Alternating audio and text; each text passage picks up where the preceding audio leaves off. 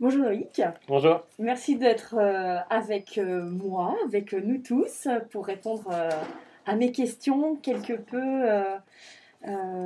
voilà, générales et peut-être curieuses aussi sur le sujet autour des psys en général qu'on peut trouver sur Internet, dans les magazines. Et D'accord. donc, je vous en remercie par avance. Avec grand plaisir. Donc, vous êtes psychologue clinicien. Est-ce que vous pouvez vous présenter? Ouais. Alors, bah, ouais, je suis donc psychologue clinicien spécialisé en neuropsychologie et en psychopathologie cognitive. Et voilà, et je travaille à la fois en clinique et en cabinet à l'extérieur. Voilà. D'accord. Alors, Je vous laisse vous êtes le continuer. mieux placé, je pense, pour répondre à mes questions. Je vais souvent sur Internet Oui. et selon les moteurs de recherche, Mhm. on trouve plein d'informations sur les psys, les psychos, Mhm. etc. C'est un peu dans l'air du temps, voilà, avec le confinement, le bien-être, etc. Euh, alors, moi, je me pose une question. Qu'est-ce qui se trouve derrière ce terme de psy? Ok. Voilà, si je veux avoir un professionnel en lien avec la Mhm. psychologie, Oui. qui est-ce qu'il faut que j'aille voir? Ok. Grande question. Oui, c'est une question large, et effectivement, bah, ça résume bien un peu le sujet d'aujourd'hui qui est de se retrouver dans cette jungle des psys parce qu'effectivement, il y a énormément de praticiens en fait différents et aujourd'hui on va parler vraiment de deux, trois thérapeutes en particulier pour qu'on puisse bien comprendre ce que c'est donc tous ces psys. Alors je vous parlerai volontairement de la différence entre le psychiatre, entre le psychologue et le psychothérapeute et je fais le choix aujourd'hui de ne pas vous présenter euh, par exemple des personnes qui seraient psychopraticiens ou euh, voilà, plutôt dans des choses comme ça ou thérapeutes. Parce que là, on est sûr que sur ces trois que je vous ai cités, on a une formation qui atteste de connaissances en psychopathologie euh, clinique. Voilà. D'accord. Donc avec une formation spécifique? C'est ça. Donc là, D'accord. donc pour les trois que je vous ai cités, donc psychiatre, psychologue et psychothérapeute, donc le psychiatre a une formation, donc un doctorat en médecine et donc est médecin. Et il est habilité à donc faire des psychothérapies s'il est formé, mais également donc à faire des suivis euh, psychiatriques, tout simplement. Il y a le psychologue qui lui aussi a une formation donc, universitaire de 5 ans et après des formations annexes où lui aussi il a une formation reconnue pour s'occuper en fait de personnes et pratiquer des psychothérapies. Et enfin le psychothérapeute qui est souvent un titre qui est accompagné pour le psychiatre ou pour le psychologue, mais il reste aussi des psychothérapeutes seuls en France parce que la loi vient de 2010 où elle a protégé en fait le titre de psychothérapeute. Voilà. Donc tous ont une formation universitaire? Alors, une formation universitaire, oui, alors si je ne me trompe pas, parce que alors, la petite différence avec pour les psychothérapeutes, où parfois ça va être des écoles spécifiques ou des établissements spécifiques qui sont reconnus par l'ARS et qui forment des personnes à devenir psychothérapeutes. Et ces personnes-là ont au minimum donc, forcément une formation en psychopathologie Pathologie. et ils D'accord. ont fait un stage. Voilà. Ah, il y a des stages. Oui, D'accord. Donc un psychologue peut être psychothérapeute, un mais psychologue. l'inverse, pas forcément. Exactement. Un psychiatre peut être psychothérapeute d'office d'ailleurs. Hein, en France, peut être psychothérapeute des personnes qui ont soit un doctorat pour exercer de la médecine ou des psychologues cliniciens. D'accord. Et qui prescrit? Est-ce qu'un psychologue peut prescrire ou... Ok. Alors,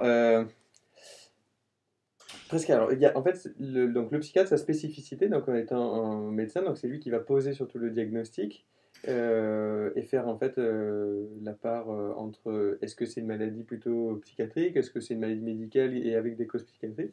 Et donc, il est le seul habilité à pouvoir donner des traitements médicamenteux et il peut aussi réaliser des psychothérapies s'il est formé. Le psychologue, lui, et le psychothérapeute, ils ne prescrivent pas de médicaments mais D'accord. ils vont faire plutôt des psychothérapies. Alors le psychologue il aura peut-être une vision un peu plus globale et il s'est pas forcément spécialisé dans une seule forme de psychothérapie. Et le psychothérapeute en général est ciblé sur quelques psychothérapies. D'accord. Donc on peut dire, en fait, vous travaillez en complémentarité. Oui, souvent, hein, que ça soit D'accord. en clinique ou même en libéral, on a souvent on communique beaucoup. Alors moi, en tant que psychologue, je communique beaucoup avec les psychiatres. Par exemple, si je veux un avis, si je suis pas trop sûr de est-ce qu'il faut une médication ou pas, Si je veux écarter aussi une cause médicale, moi, ça m'arrive souvent, là, ça m'est arrivé récemment.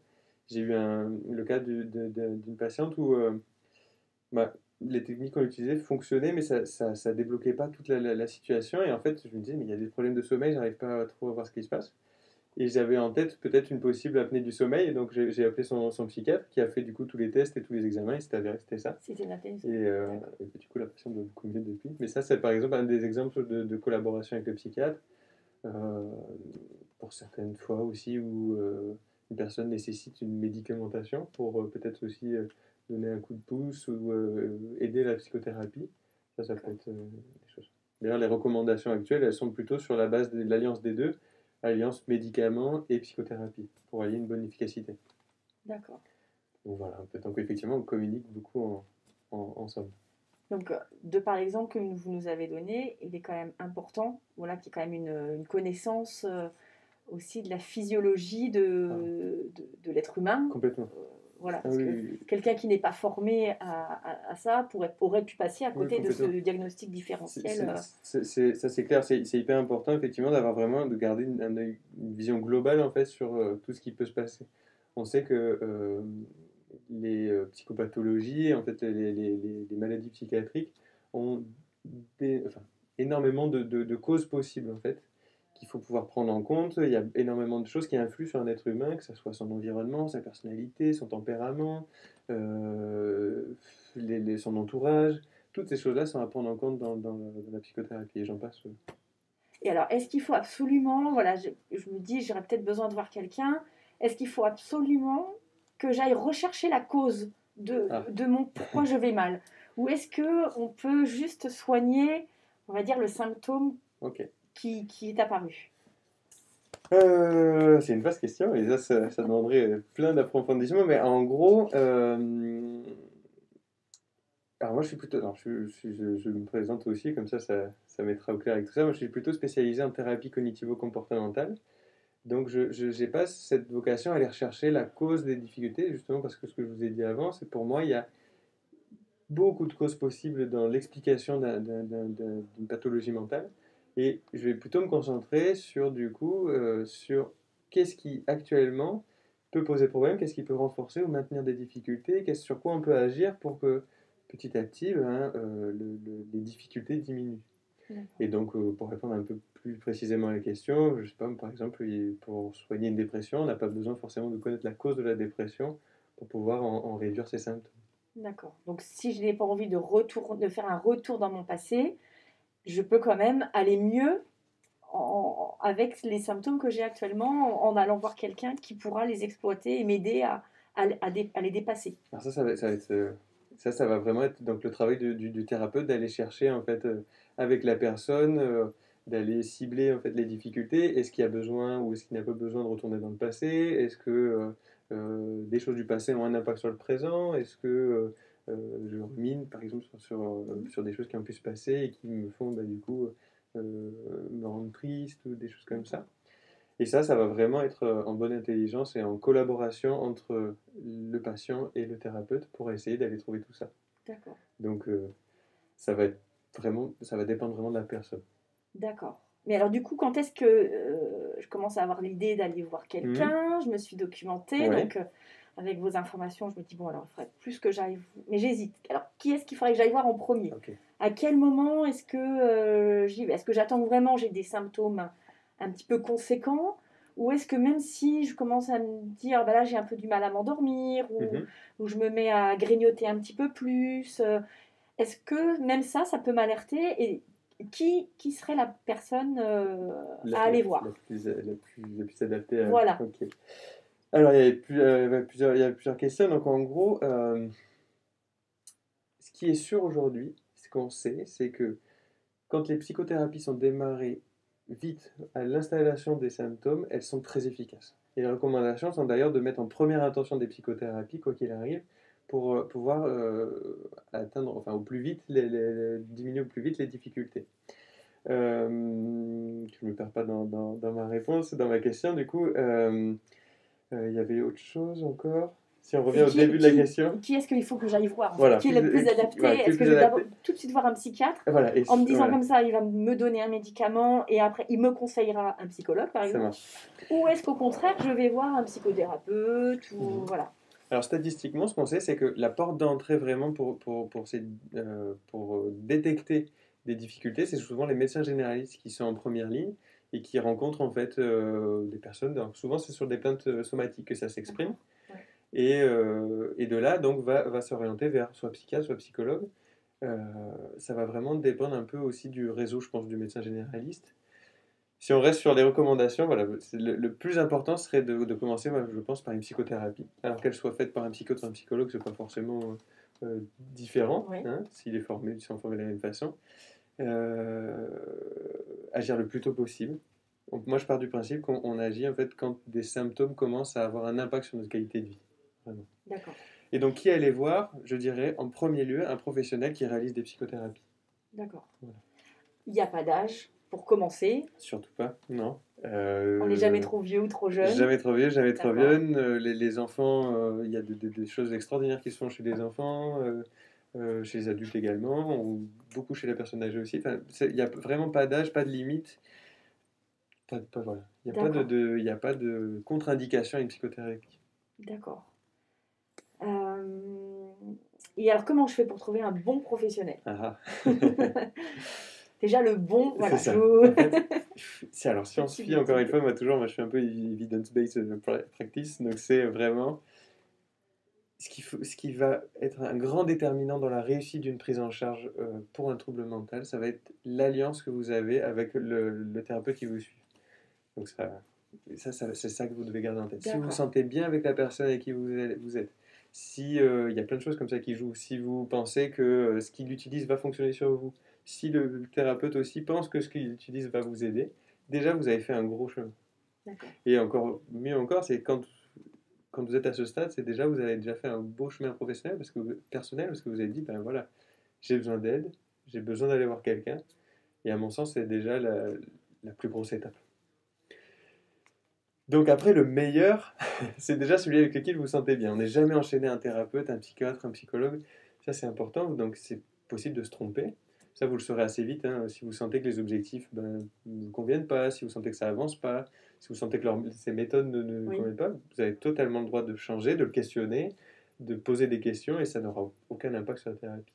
Au contraire, il faut que vous vous sentiez bien. Il ne faut pas que je prenne ça comme un échec. Absolument si jamais je me rends compte au bout de quelques semaines qu'il n'y a pas d'intérêt ou que ça ne répond pas à mes attentes. Exactement. La psychologie, c'est quelque chose de tellement complexe que on rentre vraiment dans l'intime avec des personnes, on va vraiment creuser aussi des choses. Il faut forcément se sentir à l'aise. Et est-ce qu'un professionnel peut atteindre aussi ses limites? Est-ce qu'il il est capable aussi de me dire, bah là, je ne peux plus vous aider?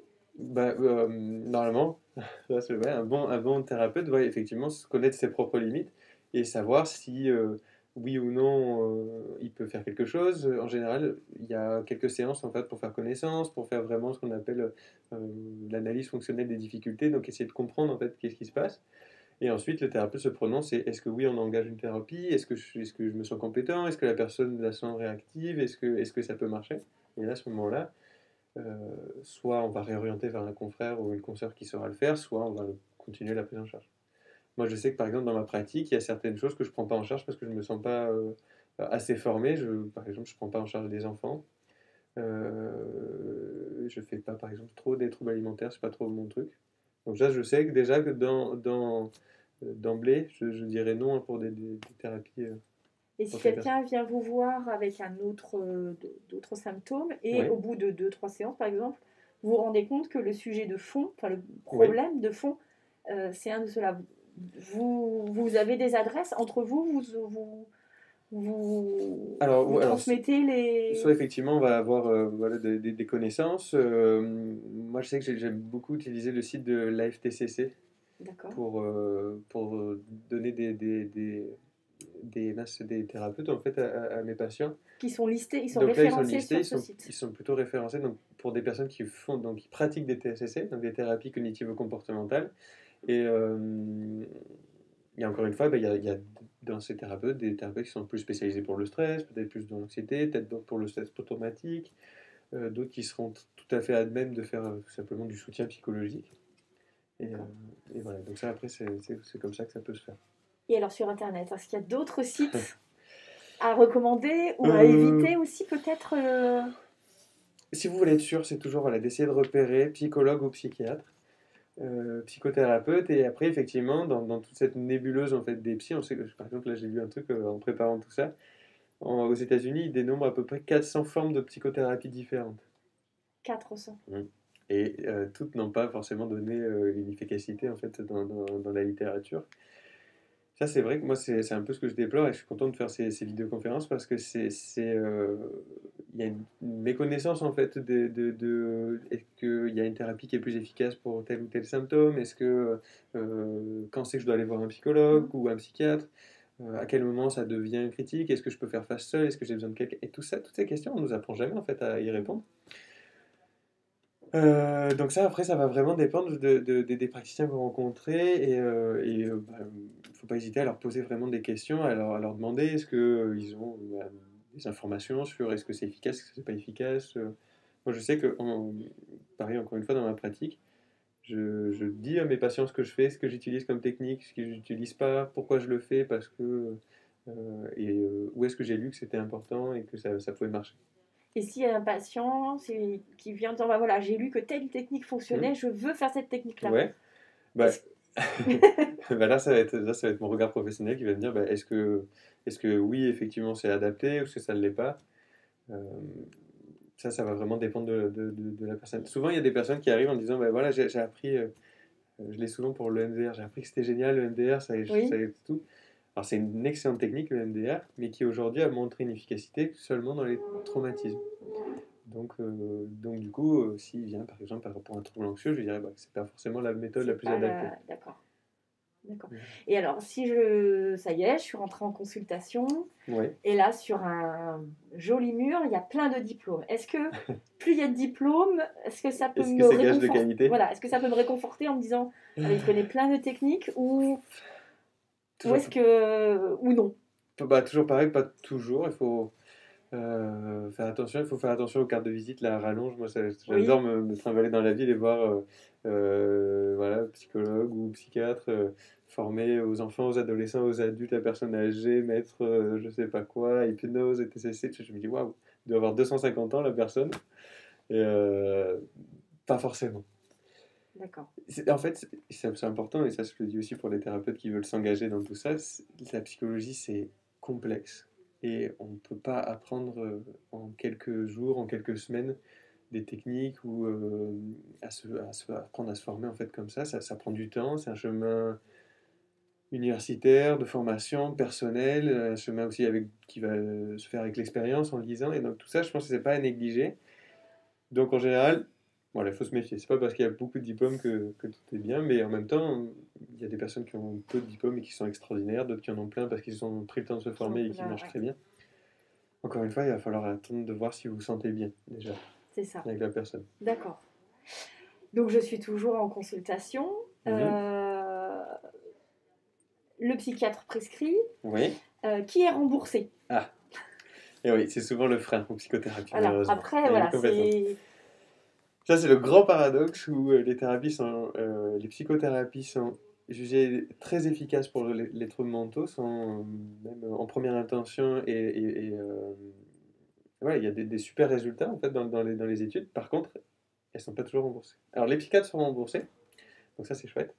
Donc, s'il y a des psychiatres qui sont bien formés à la psychothérapie, tout ça, ils peuvent faire un vrai accompagnement et ça, ouais, il y en a, et il y en a de plus en plus et ça, je trouve que c'est super. Et malheureusement, pour les psychologues ou psychothérapeutes, ils ne sont pas encore remboursés par la sécurité sociale. J'espère que ça viendra. J'ai pris le pari que ça viendrait pendant ma carrière. Il y a quand même des mutuelles qui commencent à rembourser. Et puis, il y a des centres spécifiques où vous pouvez rencontrer des psychologues et faire des psychothérapies gratuitement. Donc ça, il y a des CMP, il y a des cliniques, il y a des associations qui proposent. Voilà, d'accord. tout est possible. Il faut bien se renseigner. Mais la sécurité sociale ne rembourse pas encore les psychologues et psychothérapeutes. D'accord. Alors moi, si je résume, Mhm. il faut se sentir bien avec son thérapeute. Première On chose. consulte quand on commence à voir que sa qualité de vie diminue. C'est ça, quand on commence à avoir Voilà. des choses qui commencent à nous gêner au quotidien. Ok. On consulte quelqu'un qui a une formation diplômante. C'est mieux. C'est Après, mieux. encore une fois, vous trouverez toujours des personnes qui vous disent, mais moi j'ai testé ça, effectivement il n'a pas de connaissances et ça se passe très bien. Et je dirais que certainement il a fortement raison parce qu'on sait que le simple fait enfin le simple fait, c'est pas le simple, mais d'avoir une bonne alliance avec son thérapeute, déjà ça peut donner des effets. Donc, voilà. Moi je dirais toujours, il vaut mieux aller sur des pratiques qui ont montré une efficacité, mais ça c'est parce que je milite pour une psychologie scientifique. Après, vous trouverez aussi voilà, on a parlé des psychopraticiens au début, et peut-être vous avez des gens dans votre entourage avec qui ça s'est très bien passé, et tant mieux pour eux. Mais voilà, si on limite les risques, psychologue, psychiatre, vous êtes sûr de la formation. D'accord. Alors tout à l'heure, vous nous aviez parlé de l'EMDR qui Mhm. fonctionne très bien pour tout ce qui est stress Oui. post-traumatique, etc. Euh, Est-ce qu'il y a des techniques comme ça où on pourrait dire tel symptôme, par exemple trouble du D'accord, ok. sommeil, ça serait plus... Alors il y a des recommandations, ouais. Ouais, Euh, Par exemple, pour la dépression, c'est que les thérapies cognitivo-comportementales ont montré une efficacité, la psychanalyse a pu montrer une efficacité. euh, voilà, par exemple. alors on n'a pas parlé justement des Oui, psychanalystes. Ils oui, se situent effectivement. où? Ils se situent où les Alors, psychanalystes? psychanalyse seule, par exemple, si on le voit sur une plaque psychanalyste, c'est ça? Oui, Alors, c'est là où je vous disais, ça fait partie dans tous ces psys. Le psychanalyste, en fait, s'il n'y a pas psychothérapeute, s'il n'y a pas psychologue ou psychiatre, ce sont des personnes qui ont fait eux-mêmes une analyse, en fait, et qui ont souvent, ils ont fait une formation dans une école psychanalytique, et ils sont d'accord. devenus, et donc ils se sont installés en cabine. La psychanalyse marche sur certaines choses, mais et là, vous n'avez pas la gage donc, d'une formation en psychopathologie, et donc c'est des personnes qui peuvent passer à côté, par exemple, de certaines choses, et Ah il oui. faut faire peut-être attention à ça. Euh, Qu'est-ce que je voulais vous dire là-dessus d'ailleurs? Je sais plus. Oui, c'est moi qui vous ai... Ouais. on a Mais changé. donc voilà, Voilà, on parlait... après ceci dit, voilà, il existe quand même, si c'est la psychanalyse qui vous intéresse, des psychologues spécialisés Ah, d'accord. en psychanalyse et des psychiatres spécialisés en psychanalyse. D'accord. Donc, Voilà. dans une prochaine webconférence, on pourra peut-être justement voir un petit peu quelle technique pour quelle Oui, alors ouais, pathologie. pour répondre un peu, mais bien sûr, ça c'est un vaste champ, Voilà. c'est cela, ça on pourrait faire 10 conférences sur les études qui ont montré quelle efficacité tout ça. Alors moi je vous parlerai beaucoup de TCC parce que ce sont les psychothérapies qui ont montré, qui ont été le plus évaluées pour l'instant dans la littérature. Mhm. Après, il y a plein de choses qui ont montré l'efficacité. L'hypnose commence sur des petites choses. Alors, il n'y a pas encore des trucs bien probants, mais le MDR, les TCC, la psychanalyse, qu'est-ce qu'il y a d'autre encore qui peut montrer? Des thérapies spécifiques dans les TCC. Enfin, il y a plein de choses Il y a plein de qui choses. existent. En fait, il y a des choses fabuleuses qui se font en psychologie actuellement. Et ça bouge beaucoup, beaucoup. Et j'ai Eh ben, hâte d'avoir tout ça. vous êtes en train de me dire qu'il faut aller voir, enfin, Ah oui, bah, il faut moi, explorer tout ce domaine de la je psychologie suis persuadé qu'il et faut. qu'on est qu'au début Ah oui, de oui, plein oui. de belles Voilà. découvertes. Complètement. C'est une discipline qui est assez récente, hein, qui a 100 ans. Et la psychologie scientifique, elle doit avoir 60 ans, pas plus. Donc c'est vraiment au début des recherches. Ouais. Donc c'est Donc, ça un serait aussi vaste champ à développer encore. et ça serait intéressant aussi que ça soit peut-être justement plus reconnu Complètement. euh, Ça évite. pour éviter qu'il y ait trop de Complètement. personnes annexes qui viennent essayer de s'approprier ce terme de psy. Alors ça, bien sûr, ouais, ça je pense qu'effectivement. Et puis moi, je sais que c'est ce que je rencontre dans ma pratique. Souvent les personnes que je rencontre, quand on a souvent peur en fait parce que la psychiatrie ça peut faire peur. On se dit mince, ça y est, je deviens fou, je C'est deviens ça. peur. Mais c'est ça. On va avoir peur des symptômes. En plus, on nous raconte toujours les pires, hein, dès qu'on va sur Internet. En fait, et moi ce que je remarque, c'est si ça avait été pris au tout début, au moment où ça allait pas, on aurait pu vraiment faire quelque chose très vite. Donc, faut vraiment pas avoir peur de consulter au début et ça peut vraiment débloquer des situations. Merci Voilà. beaucoup, Loïc. Avec grand plaisir, merci beaucoup.